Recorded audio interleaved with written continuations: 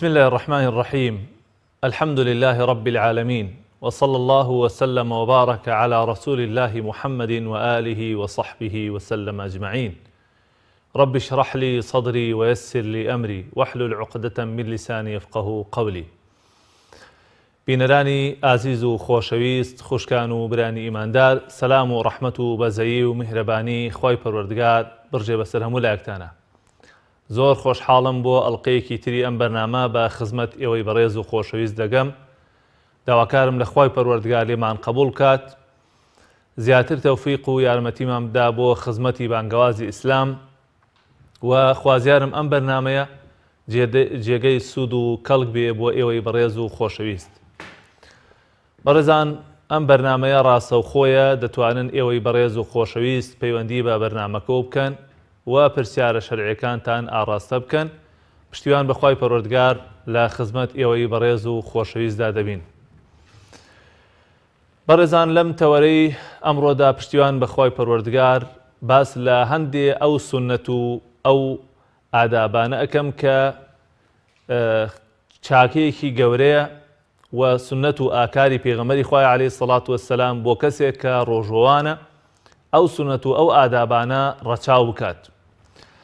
هەڵبەتە بەڕێزان، ڕۆژوویش وەکو باقی عیبادەتەکان هەندێ ئادابی هەیە، هەندێ سنەتی هەیە. ئەو سنەتانە ئەو ڕۆژووە زیاتر ئەڕازێنێتەوە، زیاتر ئەو ڕۆژووە کامەڵەکە و ئەجر و پاداشتی ئەو ڕۆژووە زیاتر و زۆرترەکە لە لای خوای پەروەردگار. هەر موسڵمانێک کە خۆی بە وابەستەی سونەتەکانی پێغەمبەری خوا ئازانێ عەلەیهی سەڵات وەسەلام و ئەیەوێ سونەتەکانی ئەو خۆشەویستە زیندوو بکاتەوە، ئەبێ بە گوێرەی توانا هەوڵ بدات ئەو ئاکار و ئەو سونەتانە لە خۆیدا بەرجەستە بکە و جێبەجێ بکە. جا لەو ئادابانە یەکەمیان بریتیە لە پاشێوکردن. خۆشەویستان، هەندێک لە موسڵمانان هەر لە ئەساسەوە پاشێو ناکەن. بەڕاستی خۆیان لە بەرەکەتێکی گەورە بێبەشەکەن کە بۆ خۆی پەروەردگار بۆ خۆی ئەزانێ. پێغەمبەری خوا عەلەیهی سەڵات وەسەلام فەرمێت: تەسەحەڕوا فەئینە فی السحور بەرەکە. پاشێو بکەن، چونکە لە پاشێوکردندا بەرەکەت هەیە. بەرەکەتێک هەیە کە خوای پەروەردگار بۆ خۆی ئەزانێ. ئێمە زۆر جار گوێمان لە باپیرانمان بووە، لە پێشینان بووە، لە پیاوەپیرەکان بووە کە ئەپاڕێنەوە داوای بەرەکەتی خوای پەروەردگارەکەن. خوایە بەرەکەتی خۆتمان بەسەرا بڕێژی. یەکێ لەو شوێنانەوە و لەو خواردنانەی کە بەرەکەتی تێدایە خواردنی پارشێوە. بۆیە باش وایە موسڵمان لەم پارشێوە خۆی بێبەش نەکا ئەگەر خواردنیشی پێناخورێ بە قومی ئاویش بێ. وەکو پێغەمبەری خوا فەرمی عەلەیهی سەڵات وەسەلام: تەسەحەڕوا وەلەو بجورعەتی ماء. ئێوە پارشێو بکەن ئەگەر بە قومی ئاویشە بێت، بۆ ئەوەی لەو بەرەکەتە پێبەش نەبن. خۆشەویستانم، جا موسڵمانێکی زۆر هەیە ئەم سنەتەی پێغەمبەری خوای فەرامۆش کردووە، هەر ئێوارە ئەخەوێت ئیتر بەیانی هەڵناسێتەوە بۆ پارشێوکردن. ئێمەڵێن ڕۆژۆکە دروستە، بەڵام سنەتێکی لە سنەتەکانی ڕۆژوود لە دەست داوە و ئەجر و پاداشێکی گەورە لە کیس خۆت داوە، و هەروەها خۆت بێبەش کردووە لە بەرەکەتێک کە پێغەمبەری خوا فەرمی عەلەیهی سەڵات وەسەلام بەڕاستی پاشێوکردن بەرەکەتی تێدایە. و پێغەمبەری خوا عەلەیهی سەڵات وەسەلام بۆی ڕوون کردووینەتەوە کە جیاوازی ڕۆژووی ئێمە لەگەڵ ڕۆژووی ئەهلی کیتاب بریتێ لە پاشێوکردن. وەکو فەرمیوە: فەصل ما بین صیامنا وصیام ئەهلی الکتاب ئەکلة السەحەر. جیاوازی نێوان ڕۆژووی ئێمە لەگەڵ ڕۆژووی ئەهلی کیتابە بریتێ لە پاشێوکردن. کە موسڵمان ئەبێت جیاوازی هەبێ لەگەڵ ئەهلی کیتابە لە عیبادەت و مەراسیم و هەڵس و کەوتدا. هەروەها لە فەرمودەیە هاتووە کە پێغەمبەری خوا عەلەیهی سەڵات وەسەلام فەرمێ: ئین الله ومەلائکەتەه یصەلون عەلە المتەسەحیرین. خوای پەروەردگار و فریشتەکانی خوای تەعالا سەڵاوات ئەدەن لەسەر ئەو کەسانی کە پاشیەوەکەن.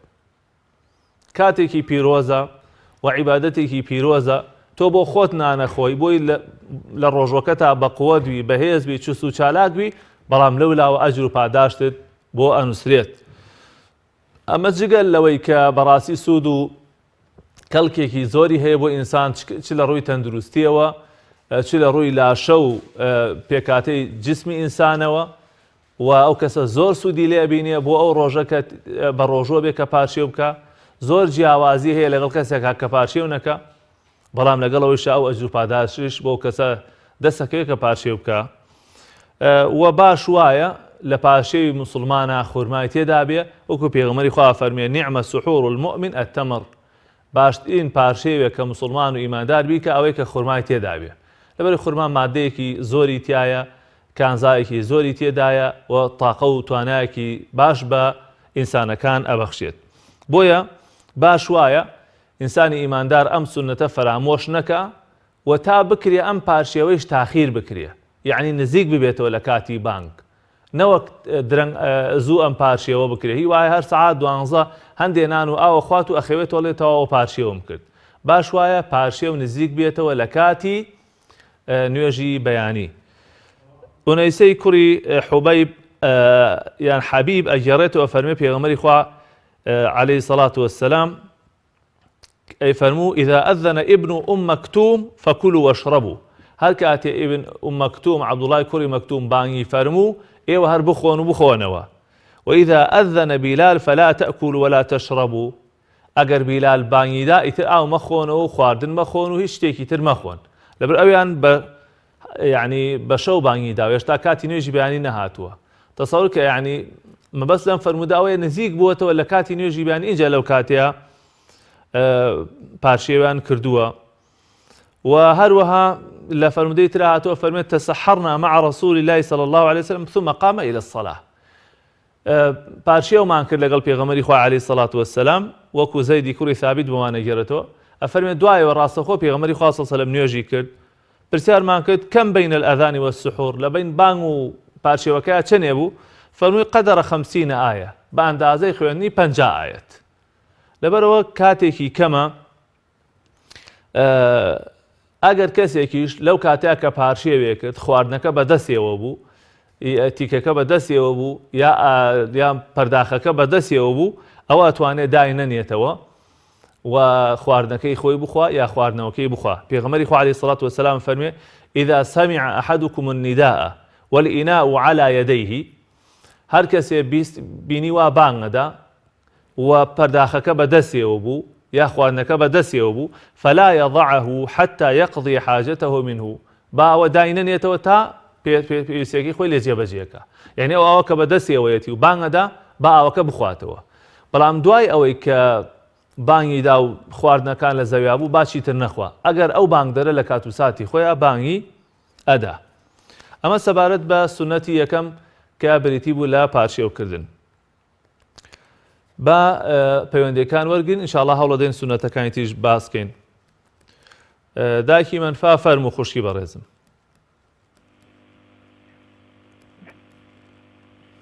دایکی مەنفا ماڵای السلام علیکم مامۆستا عەلەیکم السلام وەڕەحمەتوڵڵاهی مامۆستای بەڕێز پرسیارێکمان هەبوو فەرموو مامۆستای بەڕێز گوناحی بەدڵ تابێت هاوڵێن ئەگە گوناحەکە چەنێ گەورەش بێ بەدڵ تابێت حکمی چێوە بلەوە بە لەفزداری بڕی ئەو گوناحە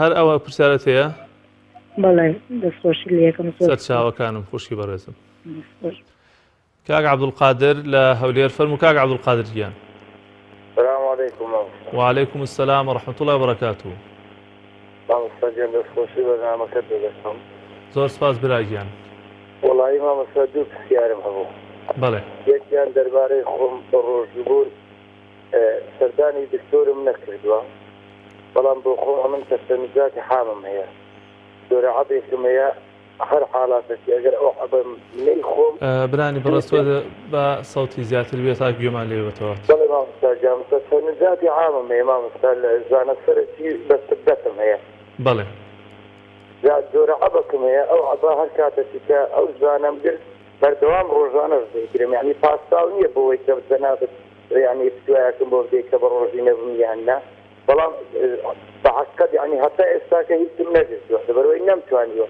لە ناکاو کە ئەو زانەی دەگرم دوو دمت لەو عەبەی دەخۆم نیست سەعات مناڵەکەم بەس سەرم دەکەوم زانە سەرم هەتا بەری دەدەم دوایی ئەوەش زۆر جارێک لە ناکاو یعنی ماعیدەم بەرزان دەکەوێت فەوڕەن دەبێت دوو گڵاس ئاوی بخۆمەوە دەنازم لە ڕۆی شەرعەوە یعنی ئینشاءڵڵا ئەڕامتە دەمەوە بە شێوەیەک دکتۆری تێ بگەینم ئەگەر مەبەستم بیتن نەیگرم دەتوانم بە شێوەیەک تێ بگرم پاسا بۆ خۆم بینمە بەڵام ئەوە قەناعەتکەوە ڕاستەکەی دێنێت بەڵێ بەسەر چاو کاک عەبدولقادر ئینشاءڵڵا وەڵامتە دەمەوە کاک بڕیار مامۆستایان سەلام عەلەیکوم. عەلەیکوم السەلام وەڕەحمەتوڵڵی وبەڕەکاتوه. زۆر سپاس مامۆستا دەستخۆشی بەرنامەکەت لێ یەکەم پێش شەمووی. زۆر سپاس کاک بڕیار گیان. خوا ئەجر و پاداشت زیاد بکە ئینشەڵا. مامۆستا بێ زەحمەت پرسیارێکمان هەبوو لە بۆ ئافرەتی شیردەر یاخود حامیلە بڵێن. بەڵێ ڕۆژوو نەگرێت ئەگەر مەسەلەن بە تەقریری دکتۆر کە بڵێ زەرەری هەیە بۆ شیردانەکەت یاخود بۆ حەملەکەت یاخود بۆ زەرەر بەمانە بگەێنێ. بەڵێ ئەنجا ئەمە ئەبێ فیدەکەی بدات و پیشی گرێتەوە یاخود ئەکرێ بەس فیدەکەی بدا. بەسەر چاوەڕە پرسیارت هەیە؟ ئەبێ لە ڕەمەزانیش فیدەکەی بدات یاخود ئەکرێ بکەوێتە دوای ڕەمەزانیش. بەڵێ بەڵێ بەسەر چاو. زۆر سپاس دەست خۆش بێت. کاک هارونگیان فەرموو. السلام عليكم. عليكم السلام ورحمة الله وبركاته. والله ما هذه أو بشارك ما تبارينا كاتي بانك كاتي بانك إلا كتستان زوا أنزونيا كاتي بانك بله بس أرشاو بعدني بستقاطه الزوجة من ديتهم إن شاء الله ولم تدم وكاك هارونجيان.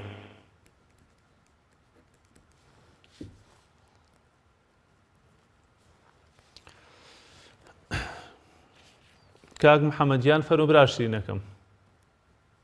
باشی مامۆستا. زۆر سپاس براگیان. کاکە بنیم بەردەڕەشم پرسیارەکەم بەسەوەیە دوعای خێر لۆ داکەم بکەن پێشێکەیە بەسەر چاو ئینشاءڵڵا برا ئەزیزەکەم. باشە مامۆستا بە قوربانم. یاخوا بێوەی بی.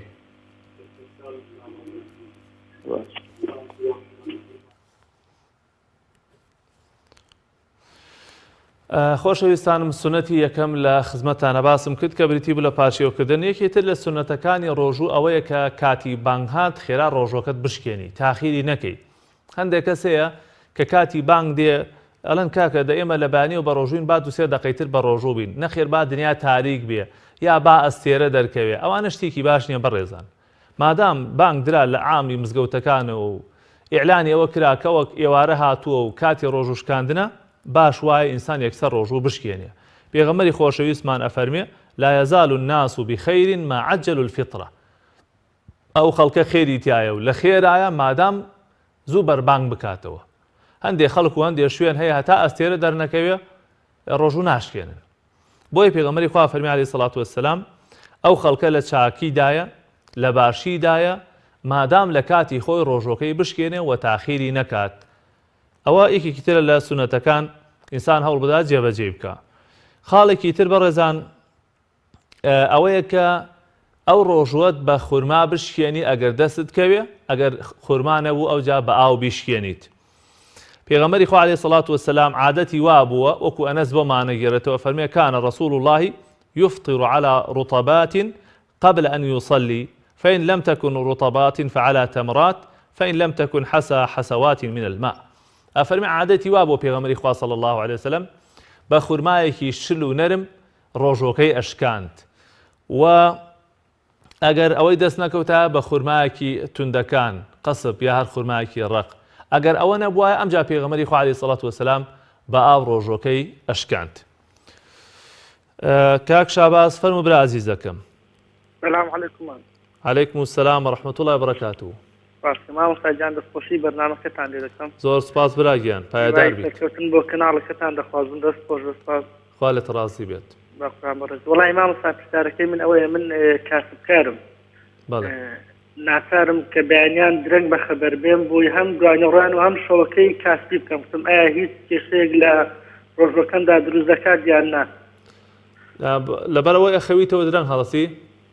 بەڵێ بەڵێ یعنی لانەیە بگاتە نزیک نوێژی نیۆڕۆ هەڵەسمەوە جا دەستم بۆ کاسبیەکەم. یعنی نوێژەکەی بەیانی تەفەوتێنی؟ نا مامۆستای بەڕێز نا وەڵڵا دوای نوێژی بەیان بەڵێ. بەسەر چاوم ئینشاڵڵا وەڵام تەدەمەوە. باشە سپاس دەکەم مامۆستای جان. کاک تەحسین فەرموو. داوای لێبوردنەکەین کاک تەحسین گیان بڵکو ئینشاڵڵا ئەگەر بۆت کرا پەیوەندی بکەیتەوە لە خزمەت تا بین.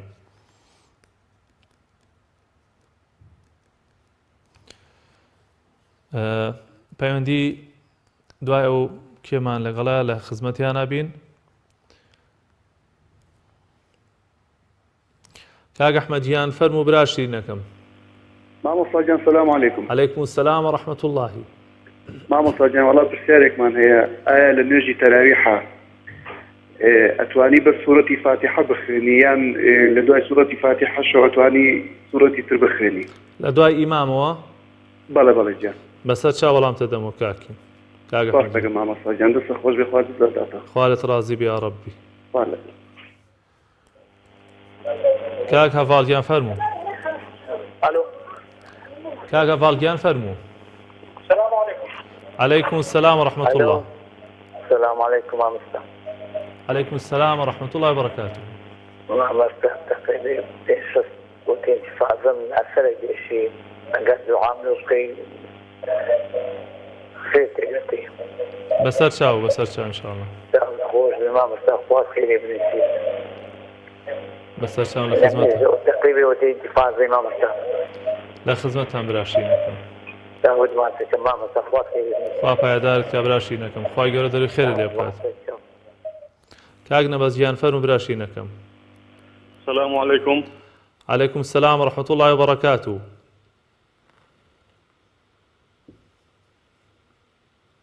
کاک نەبەزیان ببوورە کاک نەبەزیان پەیوەندیەکەی جەنابشت بچڕا داوای لێبوردن نەکەین، بەڵکو ئەگەر دەرفەتت هەبوو پەیوەندی بکەیتەوە لە خزمەتا بین.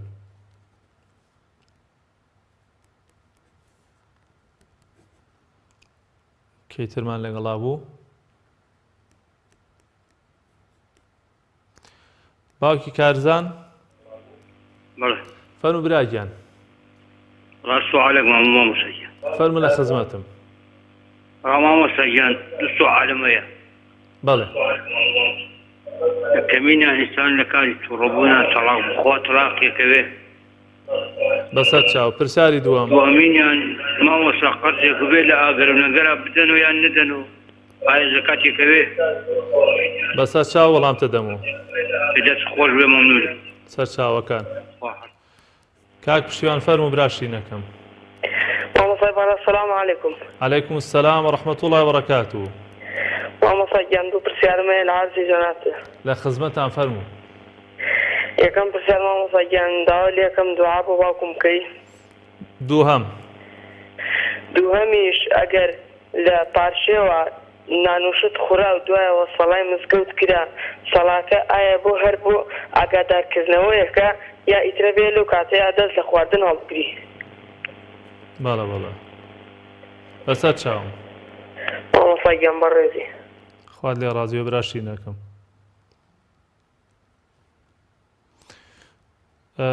کۆتا پەیوەندیمان با خوشکاوین بێت لە دهۆکەوە. خوشکاوین فەرموو. مامۆستا بەڵێ خوشکی من. من خەوێکم بینیوە، خەوێکم بینی نیوەڕۆ بوو هەستام لەخە و خەوەکەم بە پێغەمبەری خودا بوو. راستێکمان وتی وتم ئەوەی ئەو پیاوە لە دوورەوە وتی ئەوە پێغەمبەری خودا. ئایا من چۆن دڵنیام بۆ کە ئەو پێغەمبەری خوایە؟ بەسەر چاو. ئینشاڵڵا وەڵامتە دەمەوە خوشکی من داداوین یان. بەسەر چاو.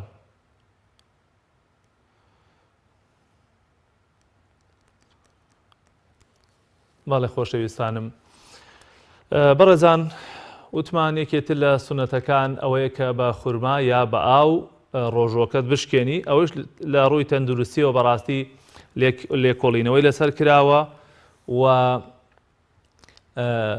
دیراسات هەیە کە چەنێت لە ڕووی تەندروستیەوە سوود و کەڵکی بۆ ئینسانەکان هەیە. یەکێتر لە سونەتەکان ئەوەیە کە لە کاتی ڕۆژوشکاندنە دوعا بکەیت، چونکە خۆشەویستانم دوعا لەو کاتەیە گیرایە.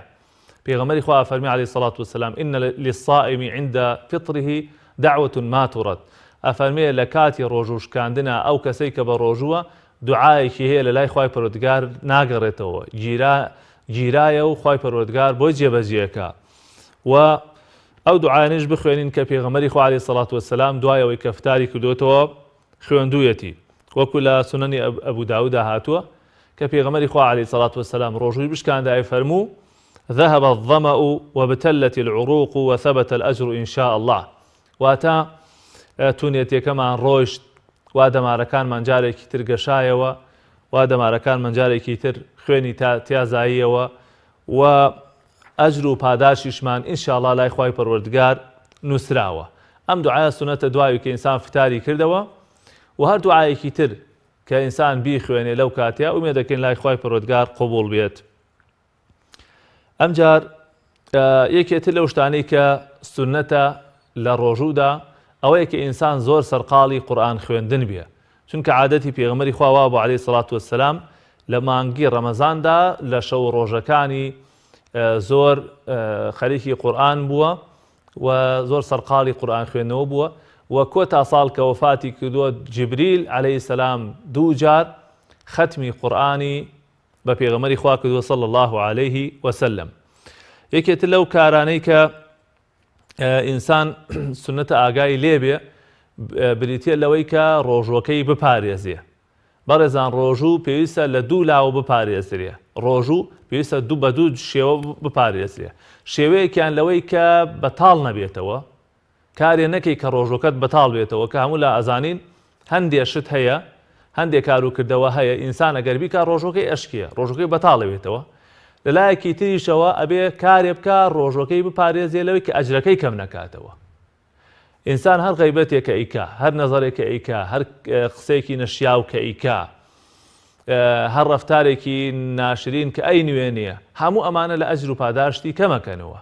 پێغەمبەری خوا فەرمی عەلەیهی سەڵات وەسەلام من لم يدع قول الزور والعمل به فليس لله حاجة في أن يدع طعامه وشرابه. ئەگەر کەسێ وازە قسەی خراپ نێنێ، لە هەڵسوکەوتی خراپ و ڕەفتار و ڕەوشتی خراپ نێنێ، خوا احتیاجی بەوە نییە کەسێ خۆی تونی کا و خۆی بەسی بکە. خوا دەوڵەمەندە، خوا ڕۆژوویەکێوێ ئینسان تربیەت بدا، ئینسان پەروەردە بکە، ئینسان پێ بگەێنێ، بیکە بە کەسێکی چاک.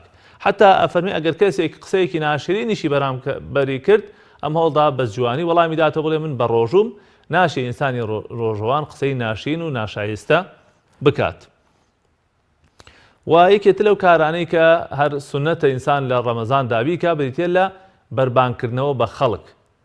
یعنی خواردن ساز بکەی، خەڵکێک داوات کەی لە ماڵەکەی خۆتە، یان خواردنێک بەری بۆ مزگەوت، یا ئەگەر هەر نەبوو بە خورما بە ئاو کاراسانی بۆ خەڵک بکەی بۆ ڕۆژەکان بشکێنن و فتار بکەنەوە لە ئێوارەدا. ئەویش بەڕاستی ئەجر و پاداشێکی باشی هەیە. پێغەمبەری خوا صلی الله عەلەیه وسلم فەرمێ هەر کەسێک فتار بە کەسێ بکاتەوە، خواردن بە کەسێک بات ئێوارە ڕۆژووی پێ بشکێنێ، بەقەد ئەو کەسە ئەجر و پاداشی بۆ ئەنووسرێ بەبێ ئەوەی لە ئەجر و پاداشی ئەو ڕۆژوانە کەم کاتەوە. ئەمش بەڕاستی بەرەکەتێکی گەورەیە. جار وا ئینسان بە تۆزێ خورما یا بە لەفەیەک یا بە خواردنێک کە لە ماڵەوە دروستێکە کە هەموو لامان خواردن زیاد دروستەکەین لە ماڵەوە لە مانگی ڕەمەزانە، ئەکرێ کەسێ لەگەڵ خۆتا بەریتەوە بە دڵنیاییەوە ئەجر و پاداشتی ڕۆژووی ئەو کەسە دەسەکەوێ بەبێ ئەوەی لە ئەجر و پاداشتی ئەویش کەم کاتەوە. خۆشەویستان، دێمە سەر وەڵامی پرسیارەکانی ئێوەی بەڕێز و خۆشەویست. پەیوەندیەکەمان دایکی منفا پرسیاری ئەوەی کرد کە ئەگەر کەسێک گوناهێک لە دڵیا بێ ئایا حکمەکەی چییە؟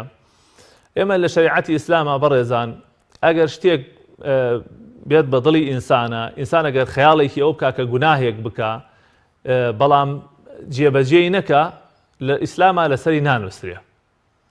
هەرچەندە ئینسان باش وایە بیر لە گوناه نەکاتەوە و گوناه لە دڵیان نەبێ، بەڵام ئەگەر شتێک هات بە دڵیا ویستی گوناهێک بکات لە دڵیا بوو، ئەمادام نەیکا بەکردەوە و هەنگاوی بۆ نەنێ، ئەوە بۆی نانووسرێ. بەس جاری وا هەیە کەسێک گوناهێک لە دڵیایەتی سەبەبەکەی بۆ ڕێک ناکەوێت، ئەوێ بیکا بە سەبەبەکەی بۆ ڕێک ناکەوێت، ئەوە والله ئەعلەم ئەو گوناهەی بۆ ئەنووسرێ، چونکە ئەو کەسە ئیقدامی کردووە ئەوێ جێبەجێ بکە بەڵام بۆی ڕێک ناکەوێت. ئەگەر تەنها لە دڵ تا بێ و شتێک بێ بە دڵ تا هاتی بێت، تا نەیکەی بە قسە، تا نەیکەی بە کردار، خوا ئەو گوناحەت لەسەر نانووسێت. بەڵام هەندێک کردەوەی دڵیش هەیە ئینسان ئەگەر بیکات ئینسان پێی گوناهبارە بێ، بۆ نمونە گومانی خراپبردن بە خەڵک یا گومانی خراپ بە خوای پەروەردگار، ئەمە ئینسان لەسەری گوناهبارە بێ و ئینسان ئاگادار بێت. کاک عەبدولقادر لە هەولێرەوە باسی نەخۆشی خۆی کرد کە حاڵەتێکی نەخۆشی لەگەڵایە تەشەنوجاتی عامی هەیە ئەبێ حەب بخوات ئایا سەبارەت بە ڕۆژووبوون و بە ڕۆژوو نەبوون. وەڵی کاک عەبدولقادر پێویستەکە جەنابەت ڕێی پزیشکێکت لەلا بێت و ئەو جۆری ئەو نەخۆشیێت بۆ تەشخیصکە ئایا نەخۆشیەکە ئینسان لەگەڵێ ئەتوانێت بە ڕۆژوو ببێ یان نا، ئایا ئەگەر بە ڕۆژوو ببی نەخۆشیەکە زیاترەکە، ئایا درەنگ چاکەویتەوە یان پێویستە هەر کاتی ئەو نەخۆشیێت توش بوو لەو کاتیا ئیلا ئەو حەبە بخۆی. ئەم ڕێنمایانە عاید برا پزیشکەکانە. ئەگەر ئەوان وتیان تۆ نابێ بە ڕۆژوو بی و ئەو ڕۆژە زەرەرت پێگەێنێ نەخۆشیەکە درەنگ چاکە بێتەوە ئەو حەبانە نابێت تاخیر بکرێن، ئەو کاتە شەریعەتی ئیسلامیش ڕێگەت ئەدا کە بە ڕۆژوو نەبیت لە کاتێکی تا ڕۆژەکان بگریتەوە. ئەگەر لە کاتی تریشە هەر بۆت ناگیرایەوە ئەو کاتە فیدیا دەیت. کاک بڕیار لە چەمچەماڵ پرسیاری ئەوەی کرد کە ئایا ئافرەتی حامیلە یا شیردەر فیدیەکە بدات کیفایەتە یاوێ دوای ڕۆژەکە بگرێتەوە. وەڵی کاک بڕیار ئەکسەری عولەما زۆربەی زانایان لەسەرەوەن کە ئافرەتی حامیلە و ئافرەتی شیردەر لە دواییدا لە کاتێکی تردا ئەگەر بتوانێ و ئیمکانی هەبێ ئەبێ ڕۆژۆکە بگرێتەوە و ئەسڵ لەوە لە ڕۆژوو ئاهای ئەگەر کەسێک لە دەستی چوو بە عوزرێک کە ئافرەتی حامیلە و شیردەریش عوزریان هەیە ئەوە لە کاتێکی ترا بە شوێنەی ئەتوانێت ڕۆژۆکە بگرێتەوە مەرجیش نییە بە دوایەکا بێ. ئێستا لە ڕەمەزان ئەبێ بە دوایەکا بیگری، بەڵام لە قەزاکردنەوەیە مەرج نییە بە دوایەک بیگری. هەر هەفتەی 2 ڕۆژ 3 ڕۆژ ڕۆژێک بەر لەبەر ئەتوانێت ڕۆژەکەی بژێڕێتەوە. ئەگەر نەیەتوانی و بۆی نەئەکرا ئەو کاتە لەسەری هەندێک لە زانایان ئەتوانێت بەس فیدیەکە بدات، هەرچەندی ئەو ڕائیە بە قوترە والله ئەعلەم کە بیگرێتەوە. بەڵام ئەگەر نەیەتوانی و لە ئیمکانیەتیان نەبوو بۆی مناڵ و پەروەردەکردن و شیری مناڵ ئەو بابەتانەوە ئەوە لەسەر ڕێی ئەو زانایانش ئەتوانێت فیدیەکە بدا و کیفایەتە. و ئەو فیدیەش کە جەنابەت پرسیارت کرد مەرج نییە ئیلا لە مانگی ڕەمەزانە بدرێ. هەر کاتێکی تر لە ساڵا ئەو فیدیە بدەیت دروستە، بەڵام باش وایە زوو بدرێ، چونکە ئەوە حەقێکە و لە ئەستۆی ئەو کەسەدایە. هیچ کەسێ زەمانەتی ئەوەی نییە کە بەیانی ئەژی یان نا، ئەوە قەرزی خوایە بەسەرەوە ئەمێنێتەوە و حەقی فەقیر و هەژار ئەکەوێتە لای ئەم کەسەوە. بۆیە باش وایە هەر کەسێ فیدیەی لایە، کەفارەتی سوێنی لایە، هەر بابەتی ئەلەمانەی لایە زوو جێبەجێ بکە بۆی زیمەتی ئەستۆی پاک بێتەوە، بۆی بە قەرزەوە نەگاتەوە حوزور خوای پەروەردگار، چونکە هیچ کەسێ لە ئێمە نازان کەی ئەمرین و تاکەی ئەژین. کاکارون سەبارەت بە کاتی بانک پرسیاری کرد کە ئایا زووە یا زوو نییە. ئەو کاتی بانگانە بەڕێزان هەڵبەتە لیژنەیەکی شارەزا و خاوەن علم دیاری ئەکات، هەرچەندە واپی ئەچێ لە وڵاتی ئێمەیات لە بانگی بەیانات تۆزە زوو بانگ بدرێ، بەڵام مادام لیژنەیەکی باوەڕپێکراو لە وەزارەت و لە شوێنە معنیەکان هەڵساون بە دانانی ئەم تەقویمە و ڕەچاوی خۆر هەڵاتن و خۆر ئاوابوون و ئەو زانستیان کردووە، ئێمە باش وایە ئەسڵ وایە پابەند بین پێوەی وەلەی لا نەدەین بۆی کە خلاف دروست نەبێت و گومان لەسەر ڕۆژۆکەمان دروست نەبێت. خۆ ئەگەر ئینسان زووتریش دەسەڵگرێتەوە لە خواردن و خواردنەوە زەرەرێکی نییە و ئینشاءڵڵا جێگەی خۆی گرتووە. پێویستە مزگەوتەکانیش بەڕاستی پابەند بن، هەوڵ بن لە کاتی خۆیان بانگ بن و لە کاتی خۆیان مەسەلەن چ بانگی بەیانی چی ئێوارە بۆی خەڵکانی ڕۆژوان سەریان لێ تێک نەچێ و ڕۆژۆکەیان لە شوێنی خۆیان بێت. کاک محەممەد لە بەردەڕەش تەنها داوای دوعای خێری ئەکرد بۆ دایکی، ئێمە لە خوای گەورە ئەپارڕینەوە، خوای گەورە ڕەحم بە دایکی بکە، خوای پەروەردگار چ خێر و باشە ئەوە بێنێتە ڕێی دایکی ئەو دایکی هەموو مسلمانان، دەروی خێر لە هەموو خوشکبراکی مسلمان بکاتەوە لە دایکی ئەویش ئینشاءڵڵا. کاک شاباز دەڕانیەوە ئەڵێ من لە بەروی پیاوێکی کاسبم، ئیش و کارەکە ماندووە بم، تۆزێ درەنگ لە خەوڵەسم، نزیک نیوەڕۆ لە خەو هەڵەسم، ئایا بۆ ڕۆژۆکەم زەرەری هەیە؟ ڕۆژۆکەت دامەزراوە برای ئازیزم، ڕۆژۆکەت دروستە بە تایبەت کە تۆ لە بازار کاسبکاربی و ئیش و کارت هەبێ و ماندووە بی، ئاساییە بخەوێت و ئینشاءڵڵا کێشەی نییە، باش و ئانیە ئینسان زۆر بخەوێ. بەڵام لەبەرەوەی کە تۆ کاسبی و ئەچی بۆ بازار و ماندووە بی و پێویستیت بە ئیستراحەت هەیە، ئەوە ئینشاءڵڵا ڕۆژۆکەت دامەزراوە، مادام نوێژەکەی بەیانی بکەیت و دوای نوێژی بەیانی بخەیتەوە، ڕۆژۆکەت ئینشاءڵڵا ئیشکالی نییە و خوای پەروەردگار لەشت ساخ بکە کە لە مانگەیشدا هەوڵە دەیت و کاسبی بۆ ماڵ و منداڵەکەی. کاک ئەحمەد لە خەلیفان پرسیاری ئەوەی کرد ئایا لە دوای ئیمامەوە بەس تەنها سوورەتی فاتحا بخوێنرێ یا سوورەتی تریش بخوێنرێ بەڕێزان هەر کەسێ لە دوای ئیمام و نوێژەکە تەنها سوورەتی فاتحا ئەبێ بخوێنێ لە نوێژە جەهریەکانە لە نوێژانەی کە بەدەنگی بەرزەکرێن یا لە تەراویحە نابێت سوورەتی تر بخوێنی و نابێت لەگەڵ ئەو ئیمامەیە جارێکی تر ئەو ئاتانەی ئیمامەکەی خوێنێ دووبارێکیتەوە لەگەڵێ هەنێک کەس واکەن ئیمام چی بخوێنێ لەگەڵا دووبارەیەکەنەوە ئەوە نابێت و سوورەتی تریش مەخوێنە إذا قرأ الإمام فأنصتوا هر كاتي إمام خويندي إيوه بيدنگ بنو جوي ليه بقرن لبرو تنها سورة فاتحة أخويني سورة تل دوايا وما خوينا براشرينكم برايكي تر پەیوەندی کرد داوای دوعای خێری لێمان کرد ئێمە لە خوای گەورە پاڕین و خوا دەروی خێری لێ بکاتەوە خوای تەعالا بەڕەحم و بەکەڕەم و بەلوتف و بەبەزەی بێ لەگەڵ ئەو برایەدا و هەر مسلمانێکی تریش کە پێویستی بە دوعای خێری ئێمە هەیە و دەنگی ناگاتە ئێمە لە خوای گەورە پاڕین و خوا دەروی خێری لێ بکاتەوە. باوکی کارزان دوو پرسیاری کرد ئایا تەلاق لە کاتی تووڕەبوون ئەکەوێ؟ بەڵێزان هەڵبەتە تەلاق بابەتێکی فراوانە وە قسەی زۆر هەڵەگرێ بەڵام من بە کورتی لێرە ئەوەنە ئەڵێم تووڕەبوون لە شەرعا چەند جۆرێکی هەیە ئەو تووڕەبوونەی کە ئینسان بە جۆرێ تووڕابێ کە ئاگای لە خۆی نامێنێ وەکو ئەڵێ ڕەش و سپیلێک ناکاتەوە دواتر کە لێ ئەپرسیتەوە ئەڵێ من ئاگام لێ نەبووە چی وتووە ئەوە نەتووڕەیە ئەوە تەلاقی ناکرێت لەو حاڵەتەیە. بەڵام کەسێکی ترکە تووڕە بێ و ئەزانێت چی وتووە و یا سیارەی لێ خوڕیەوە یا ئاگای لە خۆی بووە ئەوە تەلاقەکەی ئەکەوێ چونکە کەم کەسێ لە شوێنە یا ژنی خۆی تەلاق بدا کە ئینسان ژن تەلاقدا لە بەرەوەی کە تووڕە بووە بۆیە بەعام بە شێوەیەکی گشتی ئەو کەسێش کە تووڕە بێ تەلاقی ئەکەوێ. ئەو تووڕەبوونەی کە شەرع باسیەکە هەر تووڕەبوونێکی ئاسایی و اعتیادی نییە تووڕەبوونێکە کە ئەو کەسە ئیتر لە سنوور دەربشیە یعنی ئاگای لە خۆی نەمێنێ دوای بڵێ من نەمزانی وشتی وام وتووە یعنی ئەوەن ئاگای لە خۆی نەمێنێ یعنی تووڕەبوونێ بێ ئیتر غایە دەرەجە تووڕە بێ بۆ هەموو بابەتێکی تەلاقیش ئەبێ بچیتە لای مامۆستایەک چۆنەڵە هەموو کەسێک کەیسێکی جیاوازی هەیە ئەبێ و مامۆستای گوێی لێ بگرێ بە جوانی بزانێت چی وتووە چی نەوتووە. بەڵام من بە شێوەیەکی گشتی باسی تەلاقی کەسی تووڕە ئەەکەم ئەگەنا بووە هەموو کەسێک ئەبێ مامۆستای گوێی لێ بێ بزانێت چی وتووە چۆنی وتووە چەند جارژین تەلاق داوە چاکەوێتەوە یا چاک نابێتەوە.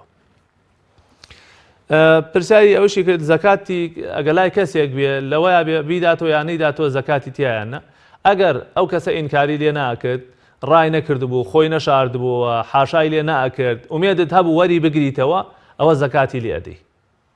بەڵام ئەگەر دیار نەبوو کابرا یا حاشای لێ کرد یا بەتەمای نەبوو ئەو پارێ وەرگریتەوە یا کابرا ڕای کردبوو چوو بوو بە ئەوروپا ئەوە لەو حاڵەتانەیە زەکاتی لێ نادەیت تا ئەو کاتێ وەرێگریتەوە هەر کاتێ وەرگتەوە زەکاتی ڕۆژێکی لێ ئەدیت.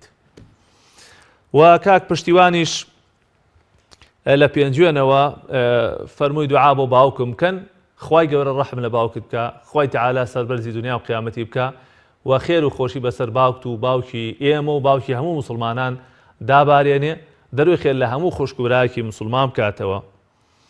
و پرسیاری ئەوەشی کردمەوە وەسا هەندێک لە مزگەوتەکان سەڵاکەن ئایا ئەم سەڵاکردنە تەنها بۆ ئاگادارکردنەوەیە یا بۆ ئەوەیەکی تر خواردن نەخۆی؟ بەڕێزان لە شەرعا نەهاتووە لە حەدیثا نەهاتووە کە بڵێ ڕەحمەتی خواتان لێ بێ دەست لە خواردن و خواردنەوە هەڵگرن یا بڵێ مەسەلەن ئەوە سەڵاکایتر دەستە خواردنەوە هەڵگرن ئەو سەڵاکردنەوەیە تەنها بۆ ئەوەیە کە ئاگادار بنەوە کاتی نوێژەکە نزیک بۆتەوە وئیلا هەتا ئەو کاتێک کە بانگەدا لە شەریعەتی ئێمەیان ڕێگە دراوە کە ئینسان خواردن بخوات حتا ئەو حەدیثەکە لە خزمەتان نەباسم کرد ئەگەر خواردنەکە بە دەستیەوە بوتیکەکە یا پەرداخەکە بە دەستیەوە بوو بانگیشی دا هەرە بێ ئەتوانێت لێ بخواتەوە مادام بە دەستیەوەیەتی. بۆیە ئەوە تەنها بۆ ئاگادارکردنەوەیە مانای ئەوە نییە کە خواردن نەخۆیت. و کۆتا پەیوەندیمان خوشکە ئەوین بوو باسی ئەوەی کرد کە خەونی بە پێغەمبەری خوا بینی و عەلەیهی سەڵات وەسسەلام چ کاتێک تەواوە و چۆنە ئینسان ئەگەر خەوە پێغەمبەری خوا بینێ صلی الله علیه وسلم. طبعا ئەوە نیعمەتێکە و بەرەکەتێکە و فەزڵێکە ئەگەر خوای پەروەردگار لەگەڵ کەسێکا بیکە کە بە خزمەت پێغەمبەری خوا بگا عەلەیهی سەڵات وەسسەلام لە خەودا چونکە پێغەمبەری خوا فەرمی عەلەیهی سەڵات وەسسەلام هەر کەسێ من ببینێ لە خەودا وەکو ئەوە بەڕاستی منی بینی بێ فإن الشيطان لا يتمثل بي چونکە شەیطان ناتوانێت خۆی بگۆڕێتە سەر شێوەی من بەڵام ئەبێ ئەو کەسە چەند شتێکی تێدا بێ لەوانە کەسێکی مسلمان و ئیمان دامەزرا و ڕوو لە خوای پەروەردگار بێ و هەروەها بەڕاستی ئەو کەسەی کە ئەم بینیوێتی ئەو نیشانە و ئەو ئەوسافانەی تابێت کە لە پێغەمبەری خوای بوو عەلەیهی سەڵات وەسەلام مەبەستم لە شێوە و شکڵ و لە قژ و لە باڵا و لە چاو و لەو شتانە جاری وایە کەسێک گەڵێ من خەوم بە پێغەمبەری خوا بینی و عەلەیهی سەڵات وەسەلام بەڵام کاتێک کە گوێ لە نیشانەکانی ئەگری سەرەکەی هیچ نیشانەیەکی ئەوە نییە کە پێغەمبەری خوا صلی الله علیه وسلم هەیەتی بۆیە بێ ئەو نیشانانە لە باڵایە لە دەموچاوە لە ڕوخسارە لە قژە لە هەر شتێکی ترە ئەبێ وەکو پێغەمبەری خوا بێ عەلەیهی سەڵات وەسەلام جا ئەگەر بەو شێوازەیە کە لە سونەتە باسی پێغەمبەری خوا کراوە عەلەیهی سەڵات وەسەلام ئەو ئینشاءڵڵا پێغەمبەری خوا هاتووەتە خەوت و ئینشاءڵڵا باشە و مزگەنیەکی خۆشە خوای گەورە ئەو فەزڵەمان لەگەڵا بکات بە خزمەتی پێغەمبەری خوا بگەین صلی الله علیه وسلم لە خەوندا و هەروەها لە بەهەشتیشە ئینشاءڵڵا. بەڕێزان ئەمە بە کورتی وەڵامی پەیوەندیەکانی ئێوەی بەڕێز و خۆشەویست بوو خوای گەورە تووشی خێری دنیا و قیامەتتان بکە زۆر سوپاسمان هەیە دەستخۆشیمان هەیە بۆ ئەو بەڕێزانەی کە پەیوەندیان کرد بە بەرنامەکەوە و ئەو بەڕێزانیش کە نەیانتوانی پەیوەندیەکەیان وەرگرن یا پەیوەندیان بچڕا یان نەیانتوانی پەیوەندی بە بەرنامەکە بکەن ئێمە داوای لێبوردنمانیان هەیە خوای پەروەردگار ئەجر و پاداشتی ئەوانیش باتەوە. لە کۆتایی لە خوای پەروەردگار ئەپاڕێمەوە کە خوای تەعالا دەروی خێر لە هەموو خوشک و برایەکی مسلمان بکاتەوە قوتابیەکانمان سەرکەوتوو بکە بە نمرەی باشە و ئینشاءڵڵا قۆناغەکانی خوێندن ببڕن دەروی خێر لە هەموو خوشک و برایەکی مسلمان بکاتەوە شیفای نەخۆشەکانمان بنێرێ لە گوناه و تاوانی هەموو لایەکمان خۆش بێت ئەو برا ئازیزانەی کە بەم بەرنامەوە سەرقاڵن خوای پەروەردگار ئەجر و پاداشیان باتەوە و ئەم کەناڵە بکا بە مای خێر و بەرەکەت بۆ عامی مسلمانان بەم ئەندازەیەش خۆشەویستان ماڵ ئاوایتان لێکەم و ئەڵقی ئەم جارە کۆتایی پێهێنین تا دیدار و تا کاتێکی تر بە خزمەتان دەگەمەوە بەخوای گەورە و میهرەبانتان دەسپێرم والسلام عليكم ورحمة الله وبركاته.